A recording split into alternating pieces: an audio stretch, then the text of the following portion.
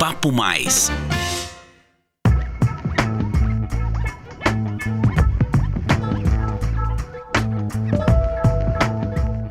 Olá, pessoal, sejam muito bem-vindos ao episódio de número 32 do podcast Papo Mais. Essa é uma produção CISP, a Central de Informações São Paulo. Aqui você confere informações sobre tendências, além de reflexões em comportamento, economia, carreira e inovação. Meu nome é Nadine e no episódio de hoje o assunto é cobrança estratégica. Embora não se configure efetivamente uma crise de crédito, especialistas da Serasa Experian alertam que o país entrou numa fase de alerta máximo, já que centenas de organizações estão com dificuldades de honrar suas dívidas. Na pandemia, muitas empresas financiaram projetos de expansão e modernização tecnológica, investimentos necessários para se adaptar à nova realidade. No mesmo período, porém, a inflação subiu. A taxa Selic atingiu 13,75% e mudanças no consumo impactaram as vendas, faturamentos e nos índices de inadimplência. Para os profissionais de cobrança, o quadro elevou os desafios para a conversão de atrasos dos pagamentos e acúmulo de débitos em aberto. Quais estratégias nas tratativas com clientes devedores têm se mostrado mais efetivas neste cenário econômico? Para conversar sobre esses assuntos, recebemos hoje o especialista em risco com foco em cobrança e recuperação de crédito, Eduardo Tambellini. Ele é autor dos livros Histórias de Cobrança e O Mercado de Cobrança e Recuperação de Crédito Ontem, Hoje e Amanhã. Eduardo, muito obrigada por aceitar o convite. Seja muito bem-vindo ao podcast Papo Mais. Obrigado, Dini. É um prazer estar aqui com vocês.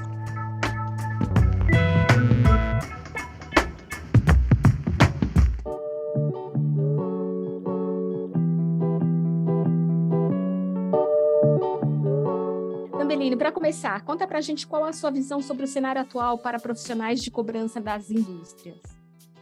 A gente está passando por um momento desafiador. Eu tenho feito diversos posts no LinkedIn falando do nosso momento em termos de inadimplência, né, do Brasil. A gente viveu um período aí durante a pandemia, onde os primeiros meses a gente percebeu uma subida da inadimplência, mas, na verdade, essa subida foi somente por conta daquele momento de lockdown, daquele momento onde muitas vezes você fala, como é que eu faço o pagamento disso? Né? Eu ia até a agência, eu me deslocava, eu mandava algum portador, e depois a gente percebeu, na verdade, um movimento exatamente contrário, né? Com uma queda da inadimplência nos anos de 2020 e 2021.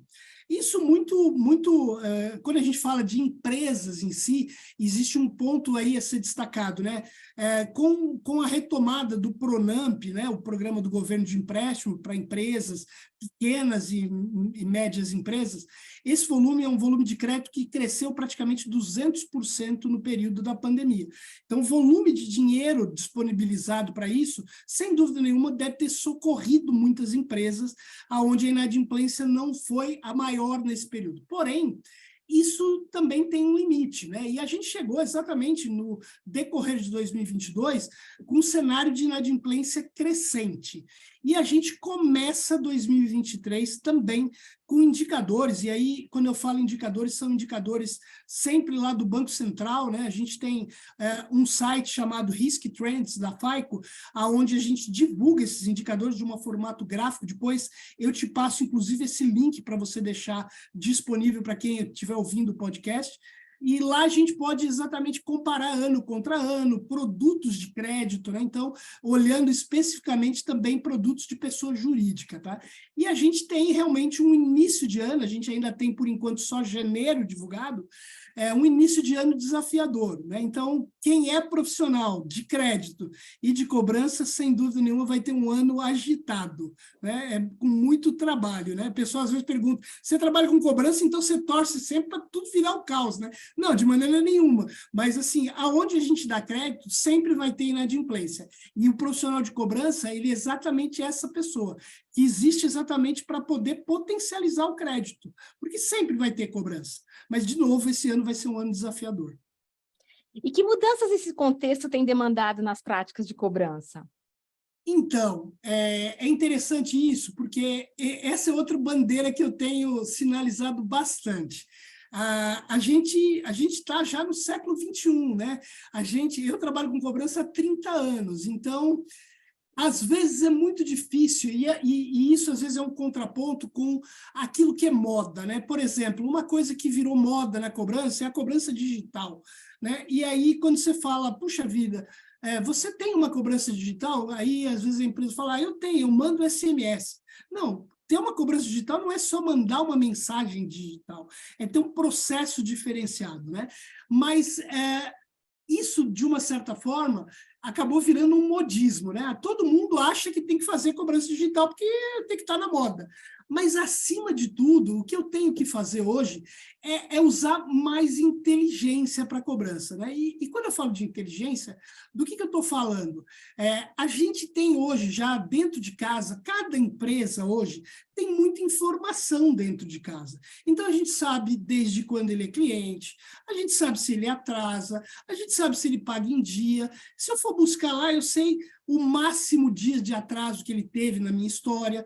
Pô, esse cliente só atrasou 3 dias, agora ele está atrasando e está começando a ter dificuldade. Usar essas informações e agregar outras informações, como, por exemplo, poxa, que ramo de atividade que esse cara ele é? Por exemplo, a gente fez um trabalho no início da pandemia, onde uma empresa que era uma empresa de benefícios, ela que entendeu o impacto da pandemia naquele momento para os clientes que eles tinham. Então, a gente dividiu isso em ramos de atividade. Por exemplo, clientes de transporte. Poxa, eu tinha um problemaço, porque o cara que tinha uma aviação de ônibus, que fazia transporte, ele estava parado naquele momento, então ele não tinha receita. Um restaurante aquilo. Cara, ninguém ia comer. E mais ainda, né? Não é só no período da pandemia. O cara que é um restaurante aquilo, eu, por exemplo, eu detesto ir em restaurante aquilo hoje, tem que pôr aquela luvinha. Não dá, né? Então, eu mudei meu hábito também. Então, o cara que é dono de um restaurante aquilo, ele foi impactado durante e pós a pandemia. Então, o que eu quero dizer com isso? Eu preciso entender também, não só, olha, esse cliente ele me deve uma fatura, um boleto aqui de 10 mil. Não, quem é esse cliente? Ele já está comigo há muito tempo? Ele sempre atrasou? Ele nunca atrasou? Qual o ramo de atividade dele? Qual o setor que ele atua? Né? Qual é o risco? De repente, pode ser que eu tenha um nível de risco, um score. Se eu não tiver, o mercado tem muita informação. Os birôs de crédito hoje têm muita informação para a gente poder decidir. Então, eu acho que o grande fator hoje, e aí quando a gente tem, às vezes, inadimplência crescente, as empresas tendem a fazer aquele processo metralhadora, né? Vou ligar várias vezes, vou encher o cliente. Não, na verdade, agora é para a gente ter inteligência. É para chegar no cliente, entendendo o momento dele e oferecendo a melhor oferta para ele.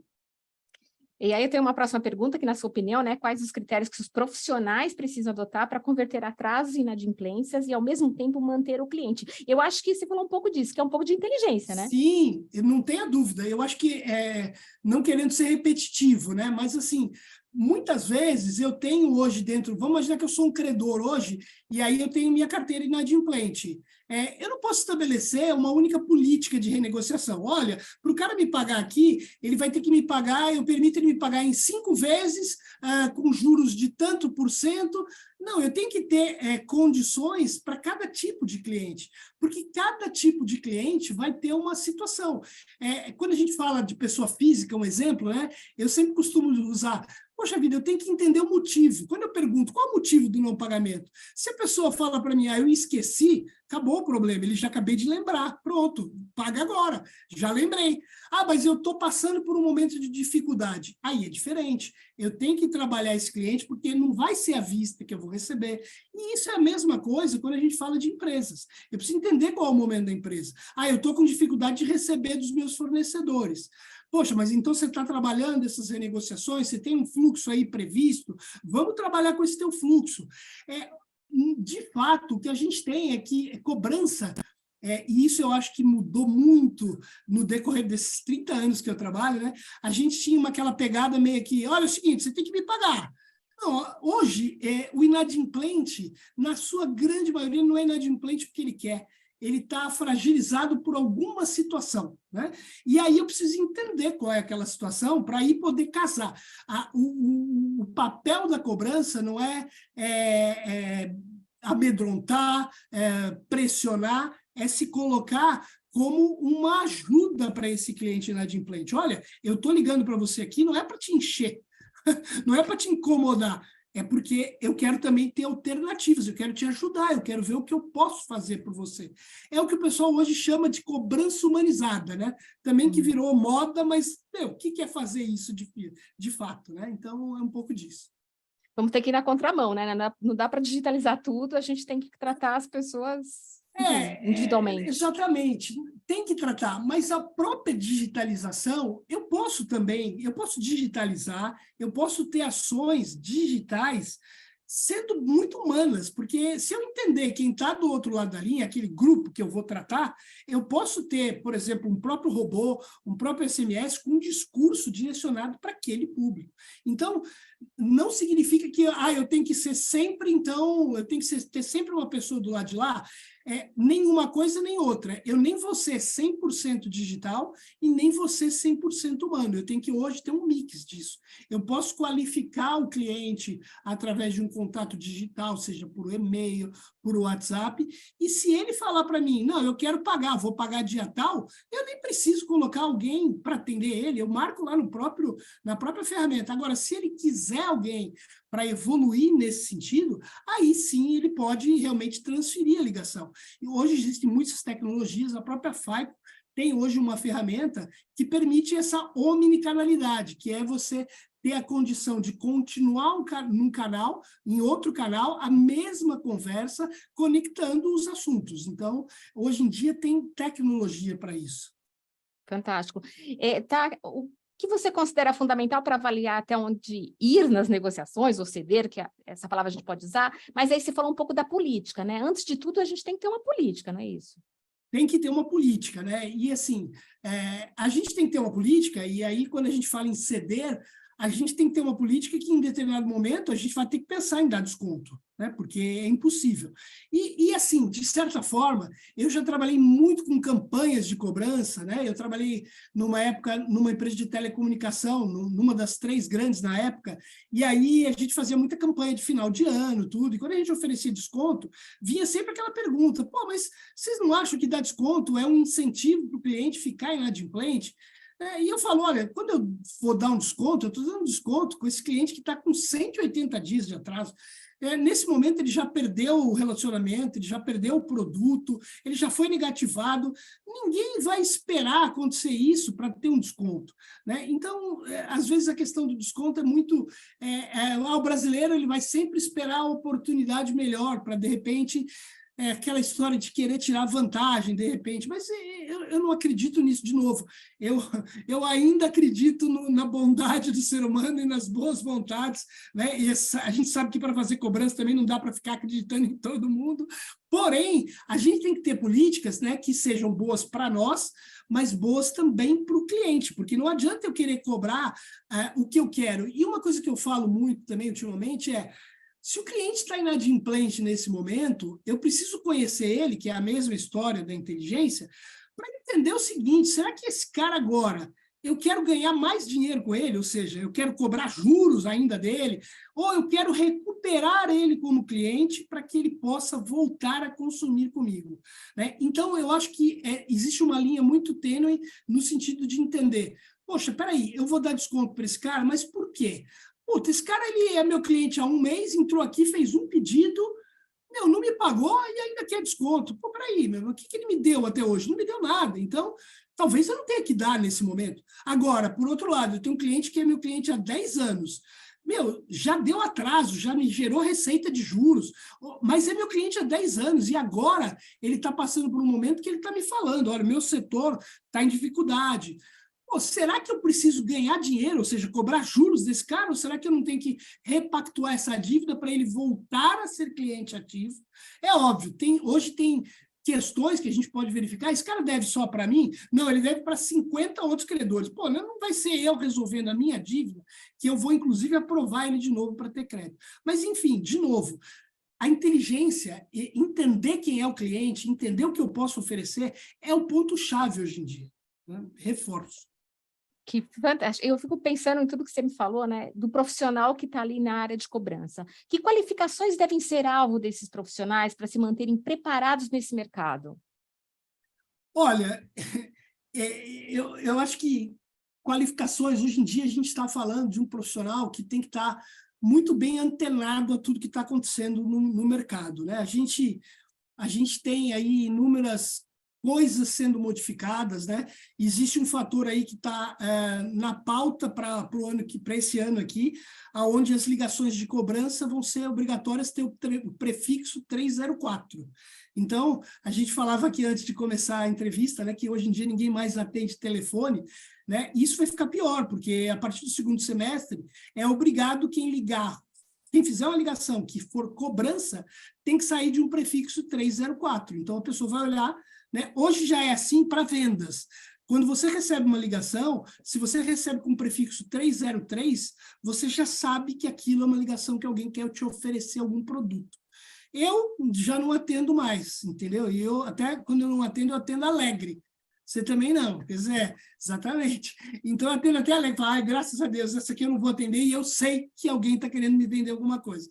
E você imagina isso para o inadimplente, né? E, de novo, eu sempre falo que o inadimplente não é o picareta, não é o cara que ele fez o crédito para não pagar, né? Ele muitas vezes é vítima da situação, da própria educação financeira dele, né? Quando a gente fala de pessoas jurídicas, quantas empresas aí, microempresas, a gente tem onde o cara não separa o bolso dele e o bolso do CPF e o bolso do CNPJ, né? E ele acaba virando uma confusão por conta disso.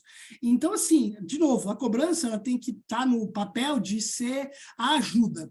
Mas voltando aqui para concluir a parte do profissional, né? Eu costumo dizer, e isso acho que a gente usa um monte de frases e conceitos que não são nossos, mas esse eu acho que é meu, né? Eu sempre falo de duas palavras, duas coisas que eu entendo que são o segredo do sucesso e eu acredito que para cobrança não é diferente. A primeira é foco. Eu tenho que ter foco naquilo que eu faço, não adianta.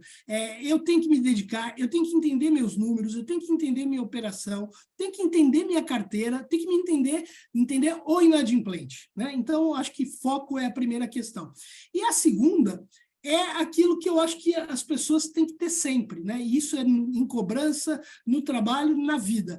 É um sentimento de insatisfação. Pô, beleza, fiz hoje meu resultado, mas amanhã é outro dia, eu vou ter que fazer outro resultado, né? Eu sempre falo que a gente tem que comemorar as nossas vitórias, mas não dá para a gente ficar comemorando. Eu estava ouvindo um podcast de uns amigos, né? E eles estavam falando de cobrança. Ele falou, não, primeira vez que eu bati minha meta, eu fiquei feliz pra caramba. Aí, o diretor veio lá e falou, pô, mas vocês estão comemorando? Vamos lá, que já tem mais um mês aí entrando. Então, assim, essa é a vida da gente, né? A gente não pode se contentar com aquilo que a gente já fez. Eu acho que a gente tem sempre que ter esse senso de insatisfação. Pô, legal, fiz hoje, muito bom, mas amanhã eu tenho que fazer mais, né? Ou fiz hoje, mas peraí, o que eu deixei de fazer hoje? Por que eu deixei de fazer? Aonde que eu tenho minhas oportunidades? Né? E aí eu entendo que esse é o segredo do sucesso. Nossa, e tem que ser resiliência, né, para tudo isso, que é muito dinâmico. Não, resiliência é a minha terceira palavra nesse caso, pelo amor de Deus, sem resiliência a gente não faz nada. Eu falo que um dia eu vou fazer uma tatuagem, haja resiliência, porque a vida precisa muito de resiliência. Bom, sabemos que a humanização na lida com o cliente é um fato muito relevante, você até já falou sobre isso, mas que estratégias têm funcionado bem para o bom relacionamento com o cliente, que você tem de experiência? Então, hoje mesmo eu estava falando de um assunto parecido com esse, né? A gente, muitas vezes, na cobrança, só cobra o cliente, ele vai lá e paga, e aí a gente não faz mais nada, né? E hoje em dia, com todos os custos reduzidos, a própria cobrança digitalizada, de repente faz sentido eu até ir além, né? Olha, recebemos o seu pagamento, né? Muito obrigado e estamos aqui à disposição para qualquer outro momento que você precise. Essa questão, eu acho que a pandemia foi terrível em todos os aspectos, né? Quando a gente fala de impactos humanos, tudo isso, mas a pandemia trouxe uma nova realidade para a gente, onde a comunicação ela se mostrou muito mais necessária e evoluindo para um outro nível. Talvez pela fragilidade que as pessoas tiveram no momento de pandemia, elas passaram a exigir um pouco mais de carinho, vamos chamar assim, né? E aí ele fala, não, mas nós estamos aqui falando de empresas, são coisas sérias, não tem que ter carinho. Não, mas peraí, quem disse que não tem que ter carinho, né? Hoje em dia, se uma empresa que eu tenho relacionamento me manda uma mensagem falando de algo que eu, né, que eu gosto ou que eu me sinto bem, cara, isso vai entrar na minha alma, né? E eu tenho certeza que muitos cidadãos, muitos consumidores vão entender isso dessa forma também. Então, eu acho que a questão da frieza, daquela coisa do mundo corporativo, da formalidade, vem cada dia mais perdendo espaço. Então, hoje em dia, produtos são commodities, serviços são commodities, a diferença está no algo a mais que aquela empresa, que aquele prestador de serviço vai oferecer. E, às vezes, não precisa ser nada muito caro. É uma mensagem agradável que vai fazer com que esse consumidor fique fiel à tua empresa, de uma certa forma. Os cartões de crédito, só abrindo um parênteses, tem usado isso, né? Você paga a fatura, depois Sim, vem obrigado por pagar exatamente. né? É uma coisa tão simples, mas opa, E assim, né? diferente. Como se fosse necessário, né? Porque pagar devia ser uma obrigação. E aí foi um Mas, obrigado, enfim, né? Exatamente, um pouco que você está eu acho que falando. vale, sim, porque, de novo, né, o pressuposto cara, o cara não pagou, porque não é porque ele não quis, é porque existiu algum problema. Então, pô, legal, agora que ele pagou, vamos lá, vamos se colocar à disposição, né? Vamos se colocar como estou disponível para o momento que você precisar. Fantástico. E como a tecnologia tem agregado, né, para driblar todos esses desafios no cenário, no contexto de cobrança? E se tem realmente agregado, né, na sua opinião? Não, tem agregado, indiscutivelmente, né? Eu falo num artigo meu no LinkedIn das duas maiores revoluções para o mercado de cobrança aí nos últimos anos, nos meus 30 anos, né, que eu vivi nesse mercado, e os dois têm a ver com tecnologia. O primeiro é a tecnologia básica, né? O telefone, os discadores automáticos que permitiram a gente atingir muito mais gente do que as empresas atingiram. Ao mesmo tempo, isso hoje virou meio que um pesadelo, porque a Anatel vira e fala, as ligações indesejáveis. Mas peraí, como assim ligações indesejáveis? E eu falo muito, o pessoal às vezes acelera demais, bota muito a metralhadora para ligar inúmeras vezes, tudo isso. Mas, assim, hoje em dia, tecnologia, e aí a gente vive efetivamente na era do digital, e aí, de novo, vou puxar um pouco de sardinha aqui para a empresa que eu estou representando hoje, que é a Faico, né? A Faico tem hoje inúmeras ferramentas de decisão, né? Então, a gente pode listar tanto ferramentas de cobrança que podem ajudar a segmentar a base de clientes, né? Botar inteligência e aí sim todo o processo de comunicação, que é essa ferramenta que é a que eu mais trabalho próximo dentro da Faico, que é o CCS, que faz todo o processo de comunicação. E aí, além disso, existem ferramentas também que permitem eu fazer uma otimização das minhas ofertas. Então, com todo esse mundo hoje de Open Bank, Open Finance, informações disponíveis no mercado, a gente pode entender, de repente, aquilo que é a melhor oferta que eu tenho para direcionar para aquele cliente. E atrelando isso a um sistema de comunicação eficiente e omnichannel, como eu falei. Porque hoje em dia, ninguém mais quer só receber um SMS disparado, né? Eu recebi um SMS aqui, tá bom, e aí, eu faço o quê? Às vezes eu nem sei o que eu faço, né?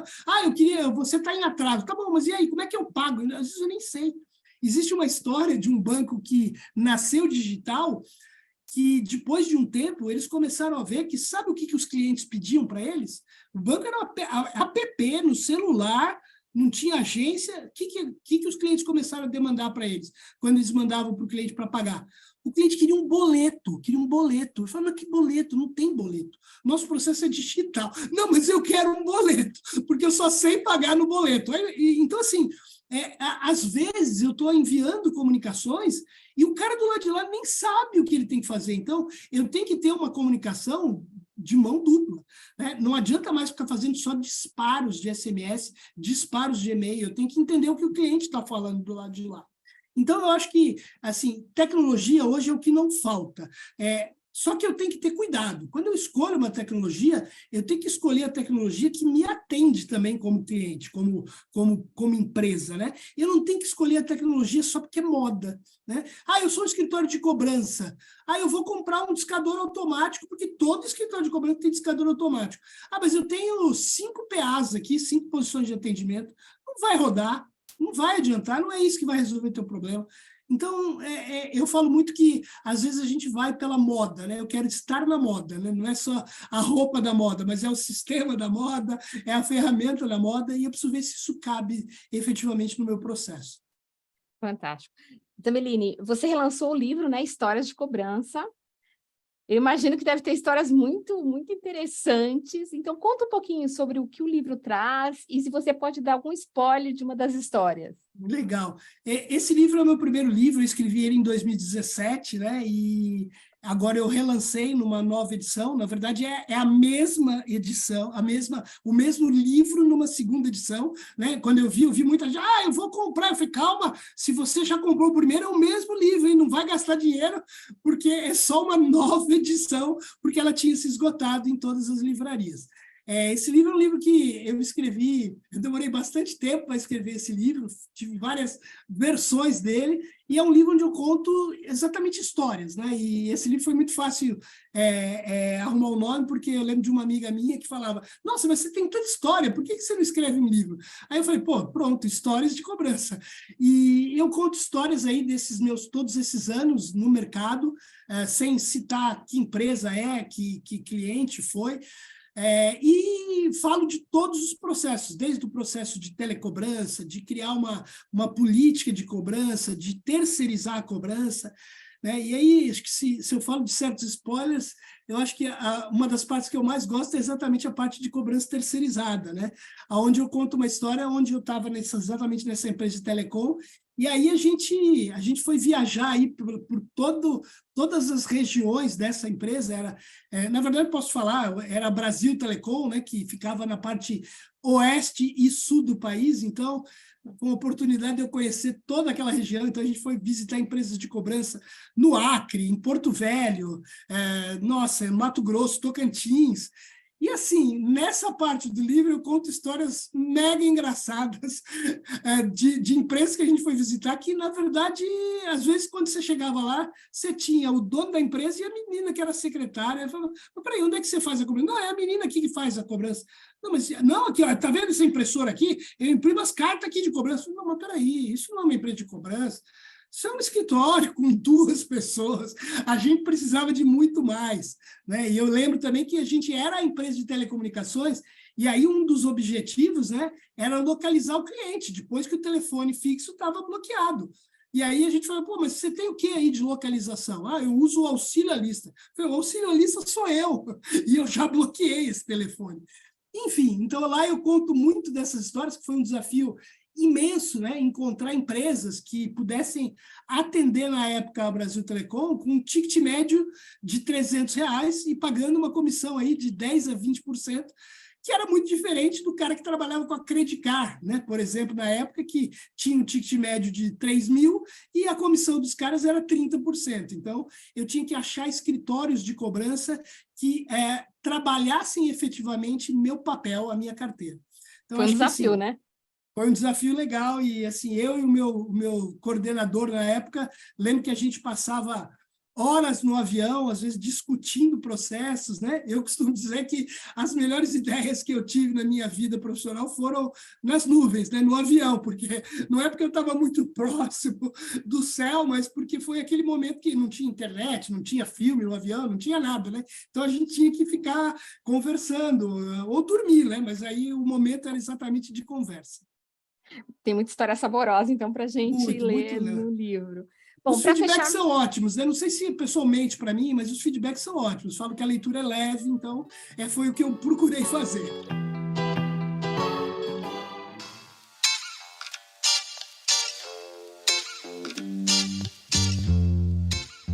E para fecharmos esse episódio, vamos à nossa sessão de ping-pong, de forma rápida para você.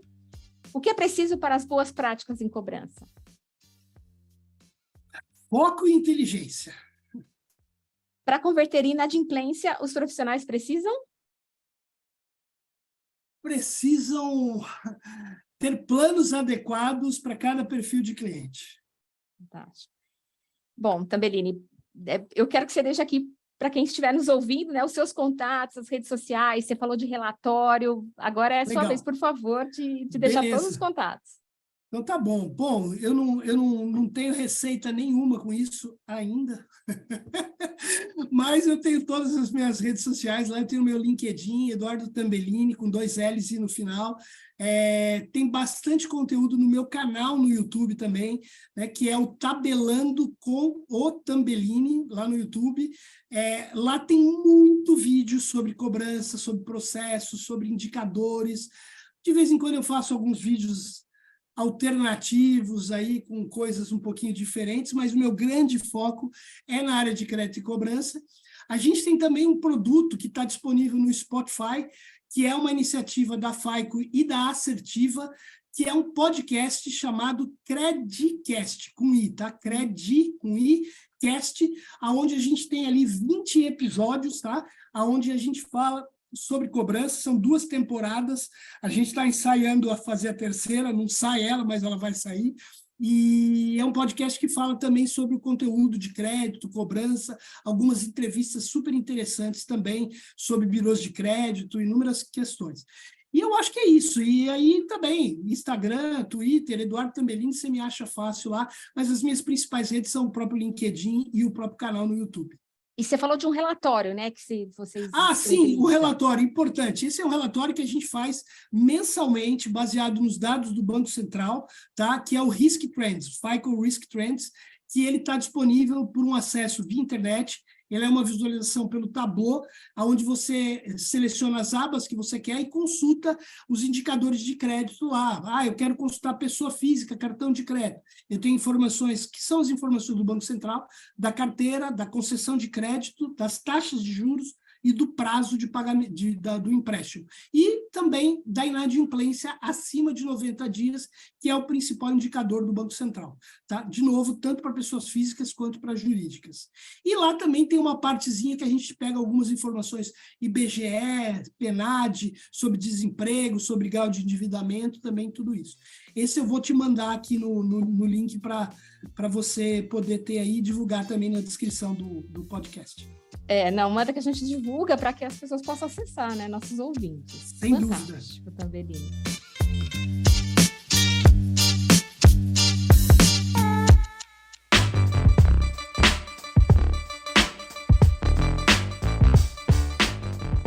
Eu quero agradecer a participação, né? E as suas contribuições.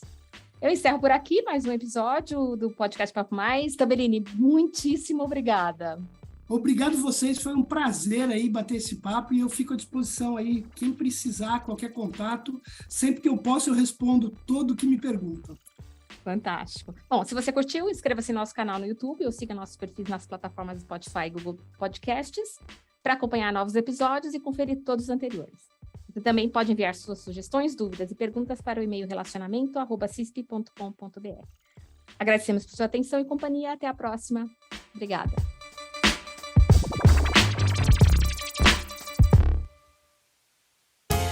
Você ouviu Papo Mais, podcast da CISP.